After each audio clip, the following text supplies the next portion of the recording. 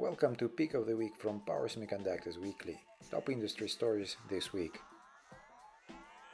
Toshiba signed a memorandum of understanding with ROHM, Mitsubishi Electric, Japan Industrial Partners, and TBJ Holdings to begin discussions on the potential integration of their semiconductor and power device businesses. The concept would combine Toshiba semiconductor operations, ROHM semiconductor business, and Mitsubishi Electric's power device division to build greater scale, deeper R&D, and stronger manufacturing competitiveness in power semiconductors.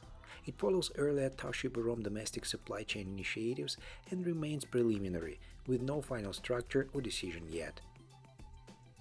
Renesas launched a bidirectional 650-volt gallium nitride switch based on depletion mode technology, enabling both positive and negative current lock-in in one device. It can replace back-to-back transistors to simplify architectures and reduce losses in solar microinverters, AI data centers, and EV onboard chargers, supporting true single-stage conversion. The co-packaged low-voltage silicon MOSFETs keep standard gate drive compatibility, delivering 110 mA RDS(on) and over 100 volt per nanosecond DVDT immunity, with evaluation kits available to speed adoption.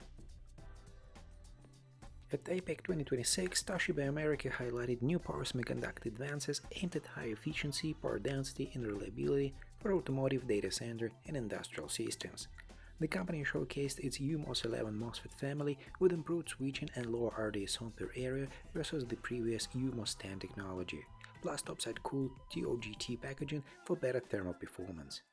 Toshiba also featured updated silicon carbide modules and 750-volt 1200-volt silicon carbide devices for inverters and grid, alongside ongoing gallium nitride development and system reference designs.